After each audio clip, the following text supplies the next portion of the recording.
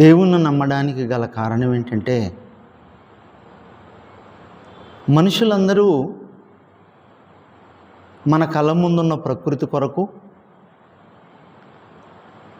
మనకి ఈ ఆకార నిర్మాణం ఇచ్చిన దేవుని కొరకు ఆలోచిస్తున్నారు.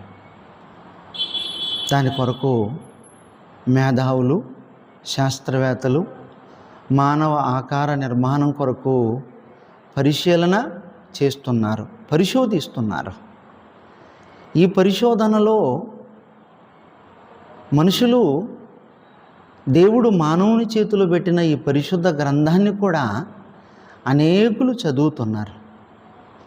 ఇలా ఈ పరిశుద్ధ గ్రంథాన్ని అనేకులు చదివినప్పుడు మనిషికి అర్థమవుతున్న సంగతి ఏంటంటే, ఈ లోకాన్ని చేసింది, ఈ లోకంలో కదులుతున్న మానవుణ్ణి చేసింది మహోన్నతుడైన దేవుడని, ఆ దేవుడు పరలోకములో ఉన్నాడని, ఆ పరలోకంలో ఉన్న దేవుడు ఇదిగో మనల్ని ప్రేమిస్తున్నాడని ఈరోజు సర్వమానవాళి ఈ సత్యాన్ని గ్రహిస్తున్నారు.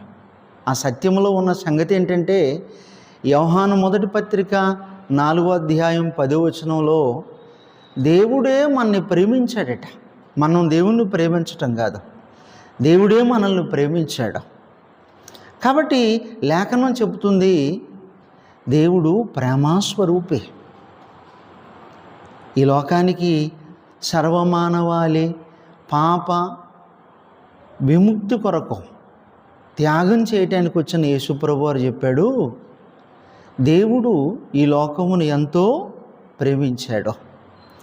మనల్ని ప్రేమించిన దేవుణ్ణి మనం నమ్మాలని, మనకి పరలోకాన్ని ఇచ్చే దేవుణ్ణి మనం నమ్మాలని, మనల్ని పాప విముక్తులు చేసే దేవుణ్ణి మనం నమ్మాలని ఈరోజు అనేకులు ప్రభువును నమ్మడానికి దగ్గరకు వస్తున్నారు. అనేకులు ప్రభువును నమ్ముతున్నారు. అనేకులు ప్రభు అడుగుజాడల్లో నడవటానికి సిద్ధపడుతున్నారు. కారణం ఏంటంటే, సర్వమానవాళి రక్షణ పొందాలనేది దేవుని సంకల్పం. అందులో అనేకులు ఈరోజు ప్రభువును నమ్ముతున్నారు.